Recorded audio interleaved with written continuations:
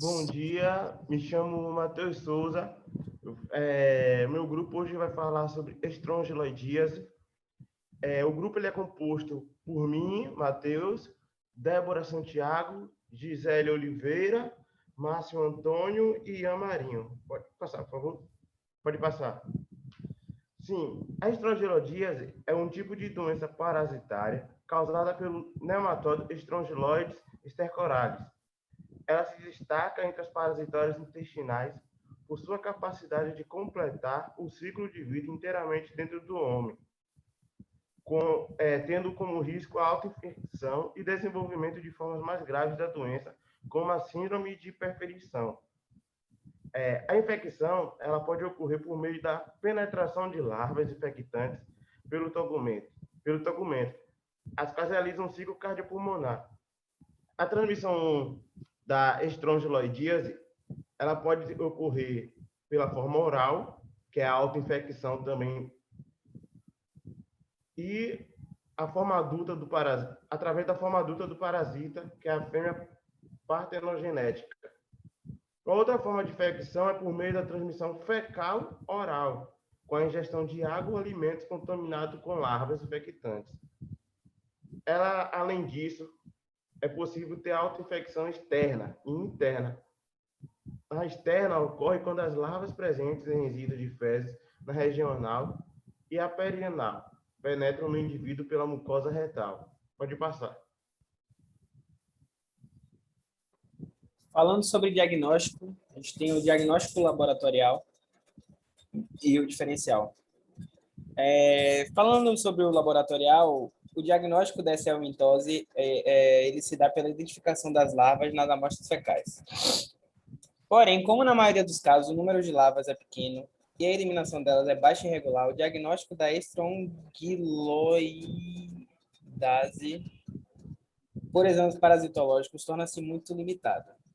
As principais técnicas para a realização do exame parasitológico são o exame direto, utilizando solução salina e Lugol, os métodos de concentração de larvas, como Bayermann-Moraes, e o de sedimentação, a cultura em placa de agar e o método de Arada-Mori. Nos quadros de estrongiloide disseminada, é possível encontrar as larvas em fluidos corpóreos, como em lavados broncoalveolares, escarro, fluido cérebro-espinhal e aspirados duodenais. E falando sobre o diferencial, dependendo da fase clínica da infecção, as principais doenças que compõem o diagnóstico diferencial são outras parasitoses, como a ascariadíase, giardíase e a ancilostomiase, ou outras doenças como a pneumonia urticária, colecistite, pancreatite e eosinofilia pulmonar tropical.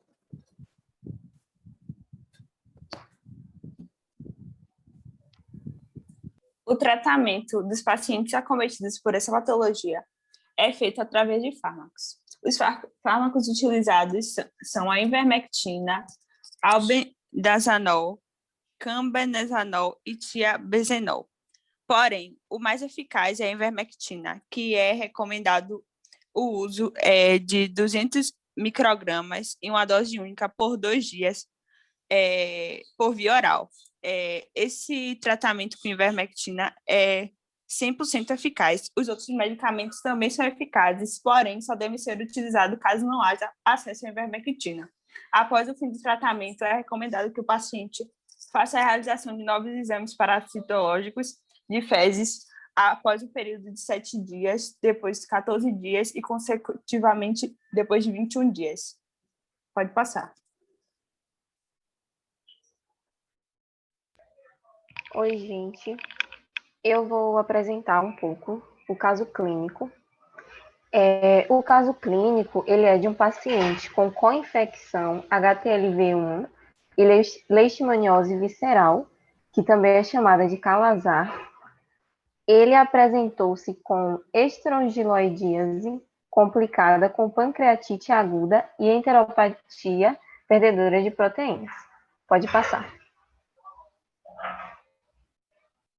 Bom, o paciente é um paciente de 34 anos, proveniente do interior da Bahia, previamente ígido, com história de tratamento prévio para leishmaniose aos 13 anos, Ele queixava-se de diarreia crônica há 1 ano, com fezes pastosas, 4 a 5 vezes ao dia, sem produtos patológicos. Em associação, iniciou edema progressivo de membros inferiores, com aumento de volume abdominal e edema de face. E havia 2 meses de internação. Esse paciente ele foi admitido no serviço de emergência, apresentando dor abdominal aguda em epigastria irradiada para flancos. Os flancos são as laterais do corpo. O hemograma desse paciente foi normal, com hemoglobina em 13,1 miligramas por decilitros e os leucócitos em 9.750. As bilirrubinas totais foram de 0,3 miligramas por decilitro. Esse valor se encontra dentro dos valores da normalidade. O tempo de protombina foi 13,4 segundos e NR 0,95. Esses valores estão dentro da normalidade. E foi realizado nesse paciente, como a gente pode ver aqui, a dosagem das enzimas pancreáticas. A amilase apresentou no valor de 200,1 miligramas por decilitro e lipase 435 miligramas por decilitro. Ambas enzimas estavam elevadas, indicando assim um distúrbio pancreático. O valor de referência para amilase é de até 125 e lipase 160. Pode passar, por favor. Bom, ele foi encaminhado ao setor de imagem, onde foi realizada uma tomografia computadorizada de abdômen. E como a gente pode observar na imagem a TC evidenciou um borramento e densificação da gordura peripancreática, além de sugerir, na imagem B, processo inflamatório em alças de intestino delgado e linfadenopatia abdominal de até 2 centímetros. Pode passar.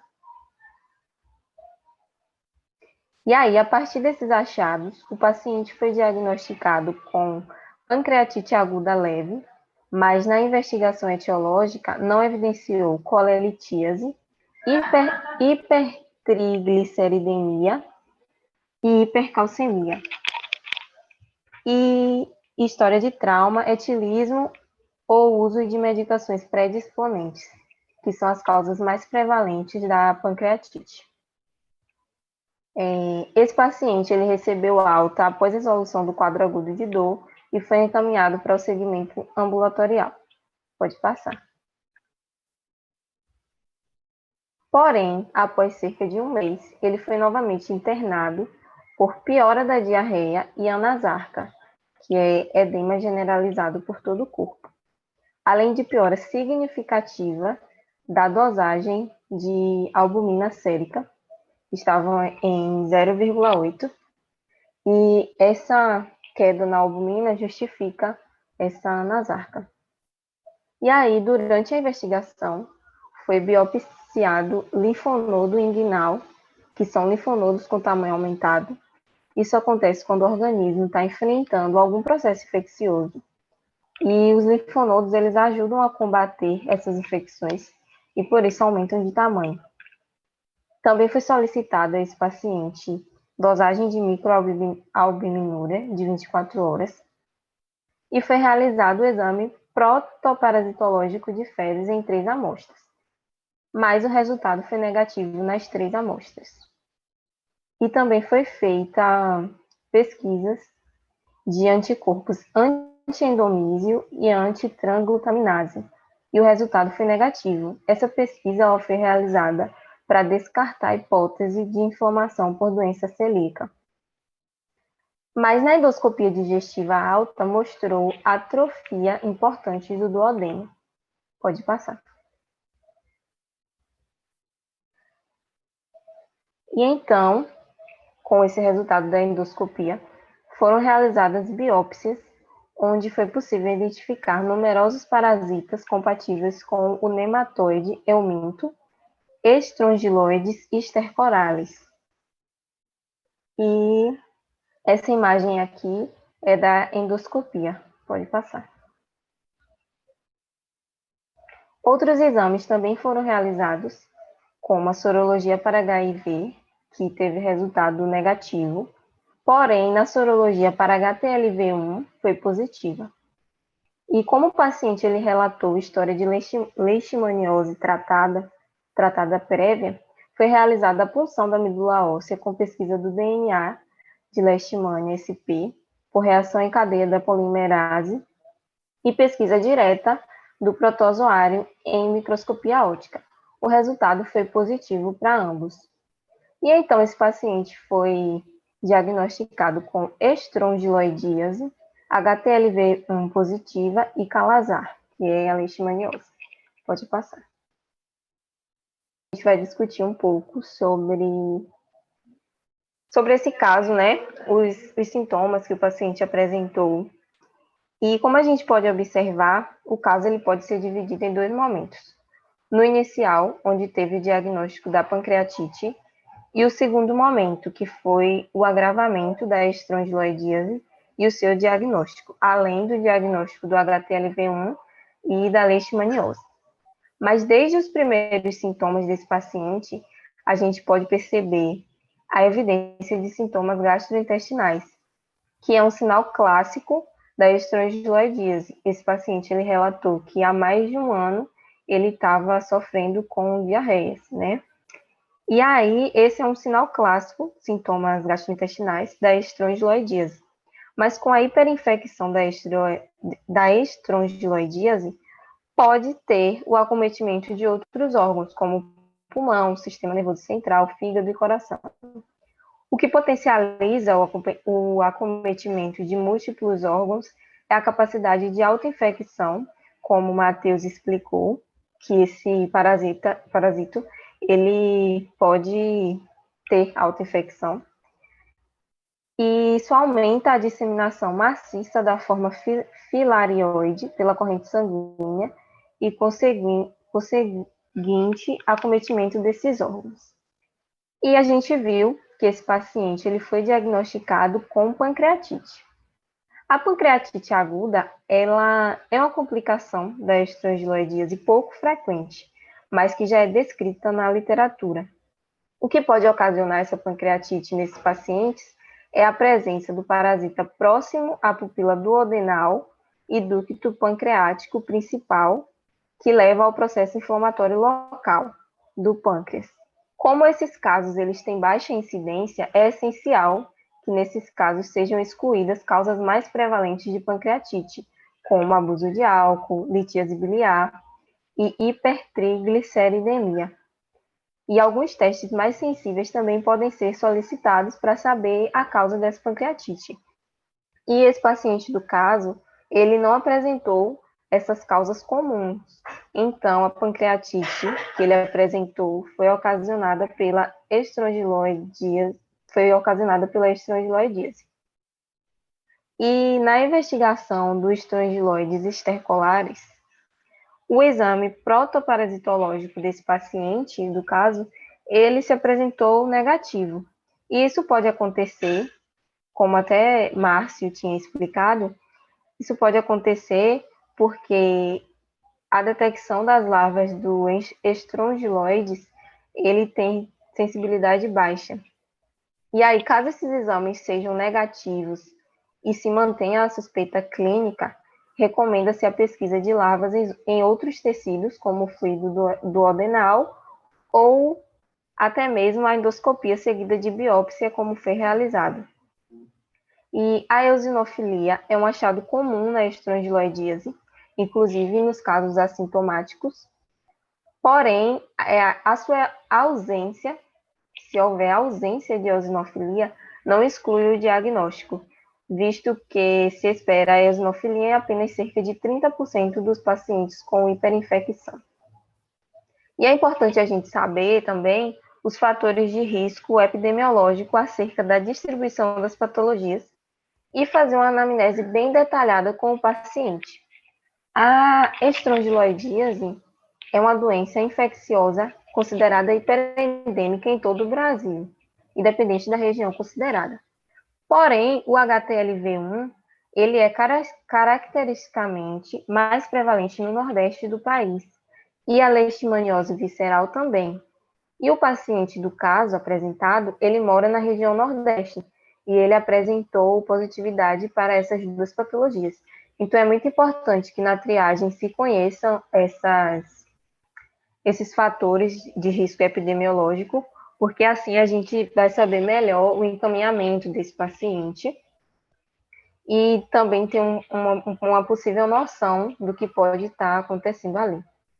O HTLV1 e a leishmaniose visceral, eles são fatores de risco para os casos graves de estrongiloidíase.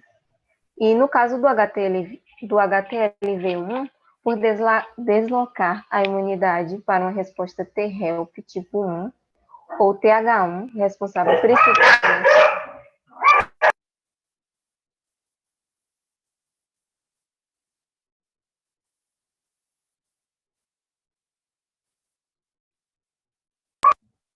Bom, gente, no caso do HTLV1, por deslocar a imunidade para uma resposta T-help tipo 1 ou TH1, que é responsável principalmente pela produção de interferon gama, o HTLV1 ele prejudica indiretamente a estruturação da resposta T-help tipo 2 ou TH2, que habitualmente é desencadeada para a defesa contra a parasitose. E aí, dessa forma, há um aumento da produção de interferon gama pelos monócitos circulantes e baixos níveis de interleucina IL-4 e imunoglobulina E, IgE, nos pacientes com HTLV1, prejudicando assim a resposta necessária para a defesa do Strongyloides stercoralis.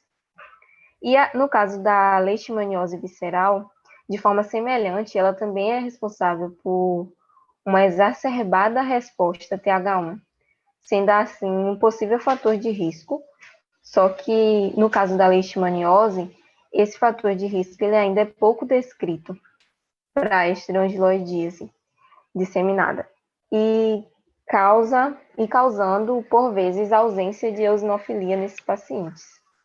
Outro fator de risco, que não está aqui no slide, mas é um fator de risco, é o uso de imunossupressores, em especial o uso de corticosteroides, sendo assim os dois fatores de risco mais associados aos casos graves por estrongiloides são o uso de imunossupressores e a infecção por HTLV1. E alguns autores, eles sugerem a obrigatoriedade de pesquisar o vírus do HTLV1 em casos graves ou refratários de estrongiloidíase, pensando nessa importância clínica da coinfecção. E a enteropatia perdedora de proteínas é caracterizada pela perda de proteínas séricas devido ao aumento da permeabilidade intestinal, com ou sem erosões associadas, ou aumento da pressão hidrostática dos vasos linfáticos.